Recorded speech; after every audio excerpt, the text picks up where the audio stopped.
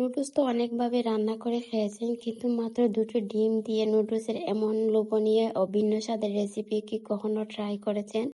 আজ আপনাদের সাথে এমন এক ইউনিক পদ্ধতিতে নুডলস রান্না করে দেখাবো, যা একবার বানিয়ে খাওয়ালে পরিবারের ছোট থেকে বড় সবাই আপনার ফ্যান হয়ে যাবে। হ্যালো এভরিওয়ান, আসসালামু আলাইকুম, welcome back to my channel. গরুয়ার সাথে আবারও নতুন একটা ভিডিও নিয়ে হাজির হয়ে গেলাম।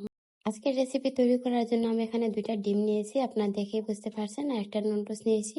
তো এখন আমি একটা প্যানে পরিমাণ মতো পানি দিয়ে দেব। আমি এখানে 2 কাপের মতো পানি দিয়েছি।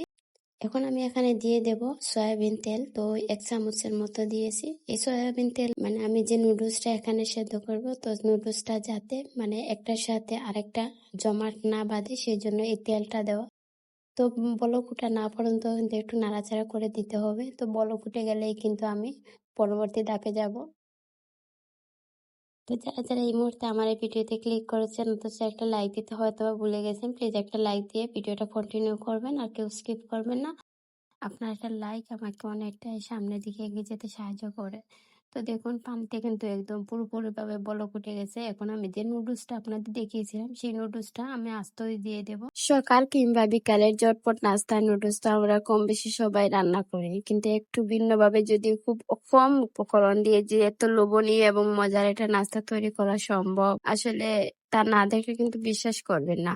তো অবশ্যই আমার এই ভিডিওটা দেখতে হলে কিন্তু ধাপে ধাপে আমি সবকিছুই আপনাদের দেখিয়ে দেব। তো অবশ্যই লাস্ট পর্যন্ত কিন্তু আমার ভিডিওর সাথেই থাকতে হবে, না হয় কিন্তু আপনি পুরোপুরি ভাবে আমার এই ভিডিওতে কিভাবে আমি এই রেসিপিটা নাস্তাটা তৈরি করেছি সেটা কিন্তু একদম বুঝতে পারবেন না।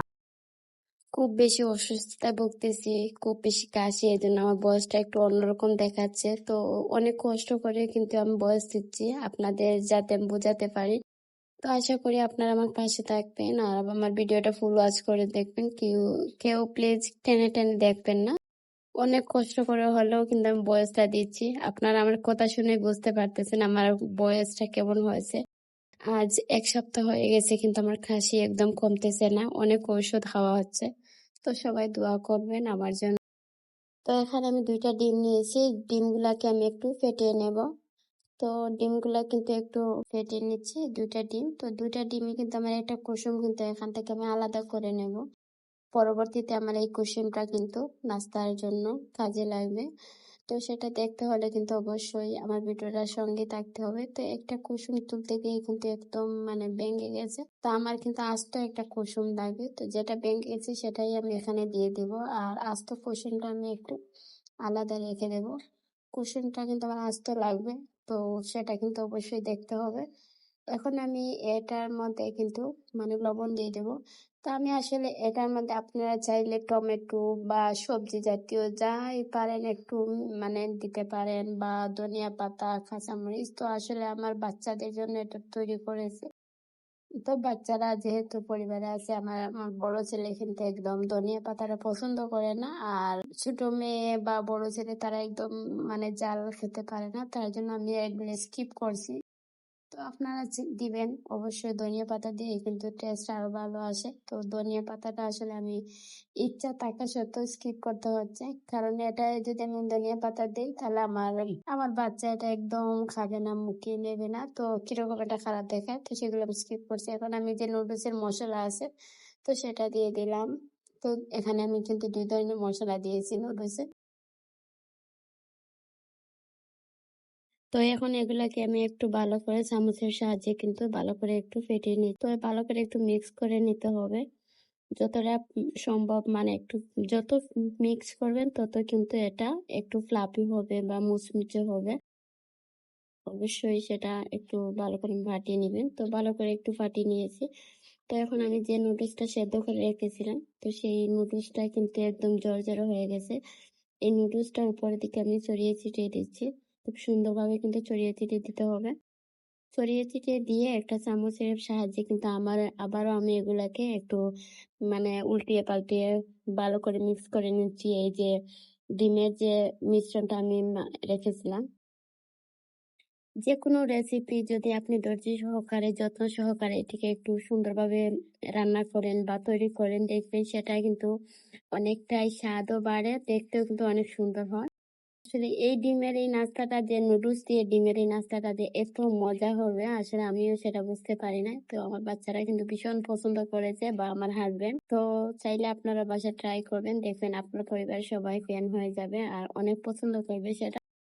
এখন আমি পরবর্তী ধাপে এটা নিয়ে চলে যাব। তো এখানে একটা কড়াই বসিয়ে দিয়েছি। তো আপনারা চাইলে প্যানের মধ্যেও করতে পারেন।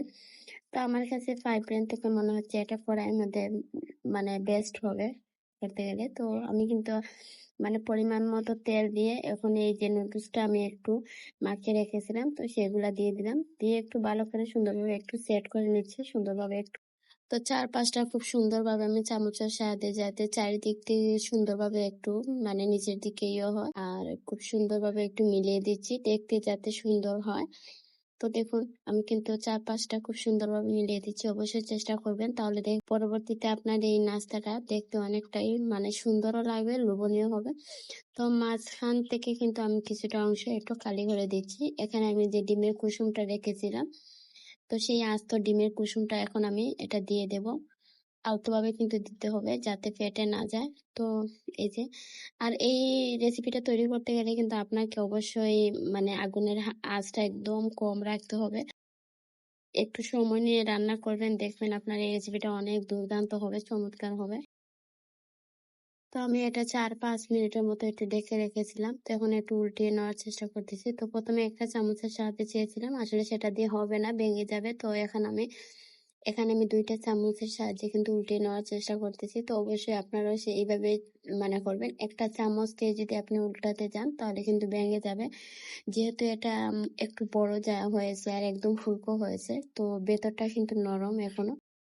তো আমি কিন্তু ২ টা চামচের সাহায্যে খুব সুন্দরভাবে কিন্তু উল্টিয়ে দিয়েছি। এখন দেখেন কতটা ফুলে উঠতেছে। তো এখন আবার আমি ৫ মিনিটের মতো একটু আগুনের আঁচটা কিন্তু একদম কম। তো একটু চাপ দিয়ে দিচ্ছি।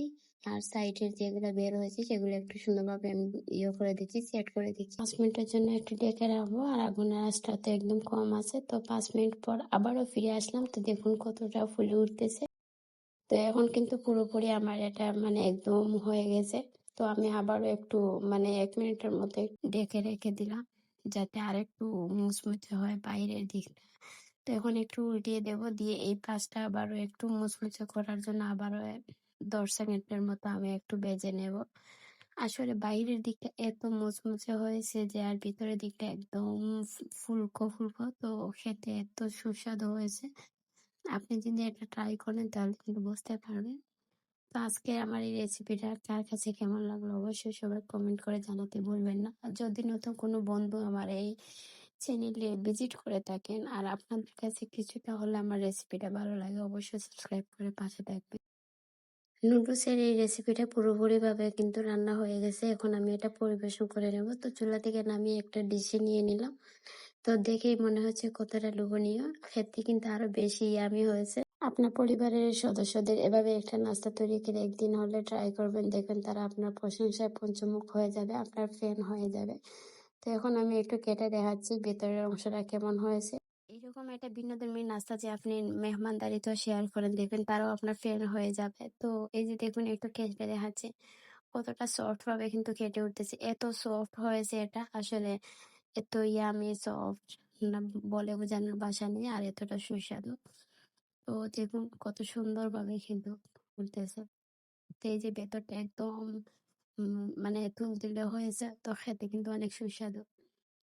অবশ্যই বাসায় ট্রাই করবেন আর আমার এই রেসিপিটা কেমন হয়েছে অবশ্যই কমেন্ট করে জানাবেন। তো আজকের মতো আমার ভিডিওটা এখানে শেষ করে দেবো। সবাই ভালো থাকবেন, সুস্থ থাকবেন। আল্লাহ হাফিজ। আসসালামু আলাইকুম।